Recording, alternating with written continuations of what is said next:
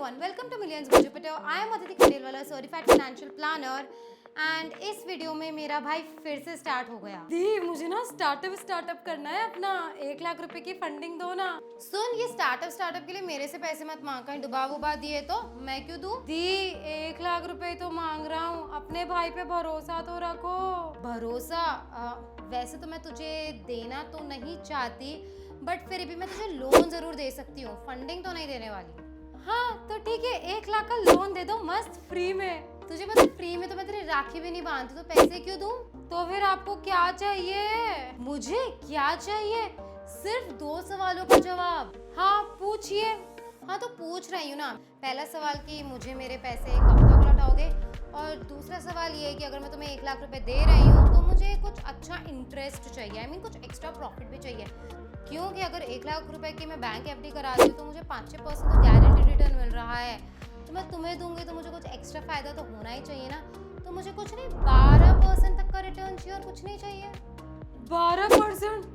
बाप रे बाप, थोड़ा मुश्किल है, मैं कोशिश कर सकता हूँ, बट 1 साल के लिए ही ना, कर लूंगा कोशिश। हाँ और दूसरा सवाल भी याद है ना कि तुम मुझे कब तक पैसे लौटाओगे? हाँ वो 1 साल बाद दे दूंगा। ओके, ये रहे 1 लाख रुपए।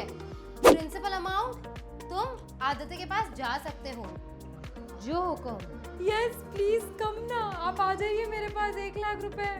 After 1 month. हाँ दीदी को पैसे देने का टाइम आ गया, तो 1 लाख डिवाइडेड बाय 12, 833 अप्रॉक्स हो रहा है। तो इस प्रिंसिपल में से एक छोटा सा पोर्शन निकालता हूँ और मैं दीदी को दे देता हूँ। तो दीदी आपको मैंने 833 रुपीज़ दे दिए। ये क्या 8333? एक सेकंड, मैंने तुम्हें बोला था कि प्रिंसिपल के साथ इंटरेस्ट भी आना चाहिए, ये सिर्फ प्रिंसिपल को क्यों भेजा है? दी वो तो मैं 1 साल बाद दूंगा ना। नहीं आदित्य, ऐसा नहीं होता है। जैसे एक सिक्के के 2 साइड होते हैं, हेड एंड टेल। कोई भी बॉलीवुड मूवी हीरो हीरोइन के बिना नहीं बनती है, वैसे ही जब तुम लोन का रीपेमेंट करोगे तो वो आता है ईएमआई के रूप में, और ईएमआई प्रिंसिपल और इंटरेस्ट दोनों का कॉम्बो होता है और दोनों साथ में आने चाहिए। अब आपके मन में सवाल और होगा कि ये ईएमआई क्या है? ईएमआई कांस्टेंट रहती है, मतलब ईएमआई का फुल फॉर्म है इक्वेटेड मंथली इंस्टॉलमेंट्स। इक्वेटेड यानी कि हर महीने वो कांस्टेंट ही रहेगी, मतलब जो अमाउंट है वो हर महीने क्या रहता है, कांस्टेंट रहता है। अगर 20,000 आपकी ईएमआई है तो हर महीने आपकी जो ईएमआई होगी वो 20,000 ही होगी। लेकिन मैंने क्या कहा था, ईएमआई में 2 कंपोनेंट होते हैं, प्रिंसिपल और इंटरेस्ट। तो जो प्रिंसिपल और इंटरेस्ट है वो बदलते रहते हैं, बिल्कुल आपकी तरह। एंड इन सबका असली रूप जानने के लिए हम चलते हैं एक्सेल देवता के पास। तो चले?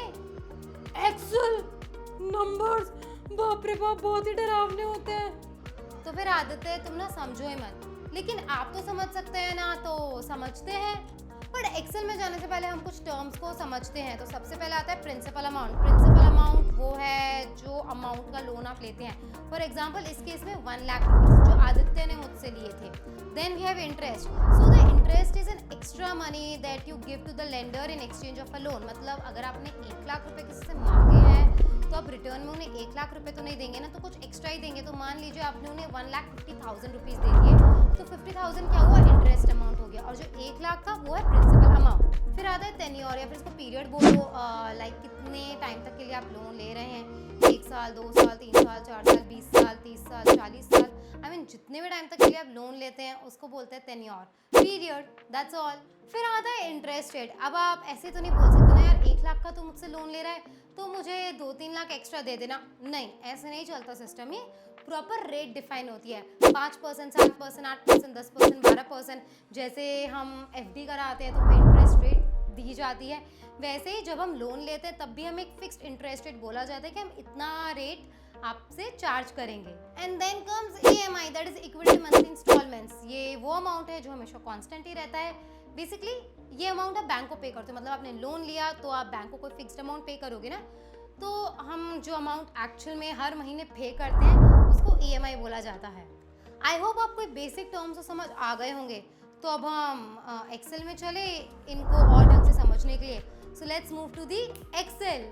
अब हम डेटा एंटर करते हैं एक्सेल में। Principal amount 1 lakh, interest rate is 12%, and जो पीरियड है वो 1 साल तक के लिए हमने लिया है क्योंकि थोड़ा इजी होगा समझाना अभी। एंड इन सब डेटा को फॉर्मूला में पुट करने के बाद हमारा जो EMI का अमाउंट आता है वो है 16,143। तो आदित्य जी, आपको मुझे इस महीने 833 नहीं देने, 16,143 देना है। डबल अमाउंट 833 से आपको मैं 16,000 रुपए दूं? नहीं, आपने तो धोखा दे रखा है, मैं तो नहीं दूंगा, ये तो धोखेबाज है। क्या आपको भी लगता है कि मैं आपको धोखा दे रही हूँ? तो आपको डराने का टाइम आ चुका है। तो अब हम चलते हैं इस लोन अमाउंट के चार्ट को देखने। ओ तेरी की, ये तो बहुत ही डरावना है। हाँ, अब तो दीदी भी गई, कौन समझाएगा मुझे? आप इतना डर क्यों रहे हैं? अगर आपकी दी नहीं आई तो हम तो है ना, प्रिंसिपल एंड इंटरेस्ट, हम आपको समझा देंगे। है आदित्य, मैं हूँ प्रिंसिपल अमाउंट। जो तुमने 1 लाख का लोन लिया था अमाउंट, वो 1 लाख मैं ही हूँ। जो इनिशियल अमाउंट होता है उसका प्रिंसिपल अमाउंट ही बोला जाता है। तो जब हमने EMI को देखा इस टेबल में, तो आप गौर से देखिए, EMI के अंडर प्रिंसिपल और इंटरेस्ट 2 कंपोनेंट हैं। एंड अभी स्टार्टिंग कीमत में मैं सिर्फ 4143 हूँ और इंटरेस्ट 12,000 है। तो स्टार्टिंग के टाइम में इंटरेस्ट तो हमसे बहुत ही बड़ा है, लेकिन अगर आप टाइम के साथ साथ चलेंगे और आखिरी तक जाएंगे तो आपने क्या देखा? हमने देखा कि मैं तो 14,414 हो चुका हूँ और इंटरेस्ट अमाउंट तो 1,700 के आसपास ही है। हेलो, मैं हूँ इंटरेस्टेड। तो आपने देखा ना, स्टार्टिंग के टाइम में मेरा कंपोनेंट बहुत ज़्यादा है एंड प्रिंसिपल का बहुत ही कम है। तो ये कैलकुलेट कैसे हुआ? तो ये जो 1 लाख रुपए थे, तो अब उस पर 12% इंटरेस्ट तो पे करना ही होगा ना। तो हमने ये फॉर्मूला यूज़ करा, 12% 1 लाख, तो कितना आया? 12,000। एंड उसके बाद फिर अगर आप ये एक्सेल को देखिए और यहाँ पे एक बैलेंस आ रहा है, यानी कि प्रिंसिपल रिमेनिंग, यानी कि आदित्य को कितने रुपए और लौटाने हैं। तो 16,000 अप्रॉक्स में से मेरा इंटरेस्ट अमाउंट माइनस हुआ, वो तो एक्स्ट्रा, वो तो बैंक ही लेके जाएगी। और जो प्रिंसिपल अमाउंट था 4,000 अप्रॉक्स, वो 1 लाख में से डिडक्ट हो गया एंड आया 91,215। तो फिर मेरा अमाउंट जो कैलकुलेट हुआ वो 1 लाख पे नहीं हुआ, फिर वो 91,215 पे। तो इस वजह से क्या होता है, टाइम के साथ साथ मैं कम हो जाता हूँ। एंड ऐसे EMI में जो आपके इंटरेस्ट अमाउंट का पोर्शन है वो स्टार्टिंग में तो ज़्यादा होता है और टाइम के साथ डिक्रीज हो जाता है। एंड प्रिंसिपल के केस में स्टार्टिंग के टाइम कम रहता है और टाइम के साथ साथ वो अमाउंट इंक्रीज हो जाता है। तो स्टार्टिंग के टाइम में आपकी जो EMI होती है ना, उसमें इंटरेस्ट का पोर्शन बहुत ज़्यादा होता है। ये तो 1 साल का लोन था, फिर भी इक्वल है। अगर आप 20-30 साल के लोन की बात करेंगे, वहाँ पे तो इंटरेस्ट पोर्शन बहुत ही ज़्यादा होता है स्टार्टिंग के टाइम पे। तो स्टार्टिंग के टाइम पे थोड़ा बच के रहना। तो दीदी, स्टार्टिंग के टाइम में इंटरेस्ट अमाउंट ज़्यादा क्यों दे रहा हूँ? प्रिंसिपल अमाउंट ज़्यादा नहीं दे सकता क्या? हाँ देते, वो तो ठीक है, बट EMI का अमाउंट कांस्टेंट रखना भी ज़रूरी है ना। अगर हर महीने अमाउंट चेंज हम करते जाएंगे तो मतलब कितना अजीब हो जाएगा ना। मेरी इनकम हमारी स्टेबल है तो खर्चे भी थोड़े स्टेबल हो तो बेटर है ना। इसलिए EMI को कांस्टेंट रखना बहुत ज़रूरी है। एंड एक दूसरा तरीका भी है जिसको बोलते हैं रीफाइनेंसिंग का लोन। इससे भी हम काफ़ी अपना इंटरेस्ट अमाउंट बचा सकते हैं। इसका मतलब क्या होता है, लेट्स से मेरा एक लोन है जो 10% पे चल रहा है, बट उतने अमाउंट का मैं लोन भी ले सकती हूँ किसी दूसरे बैंक से, मे बी 8% पे। तो मैं क्या करूँगी, जो मेरा करंट लोन है उसको बंद करवा के दूसरे जो बैंक है उसमें मैं मेरा लोन स्टार्ट कर दूंगी, जहाँ पे जो करंट रेट ऑफ इंटरेस्ट है वो है 8%। तो इससे क्या होगा, 2% की वजह से मैं काफ़ी पैसा अपना बचा सकती हूँ। तो इन दोनों तरीकों को हम अच्छे से समझेंगे दूसरी वीडियोस में कि कैसे हम हमारे लोन के अमाउंट को कम कर सकते हैं।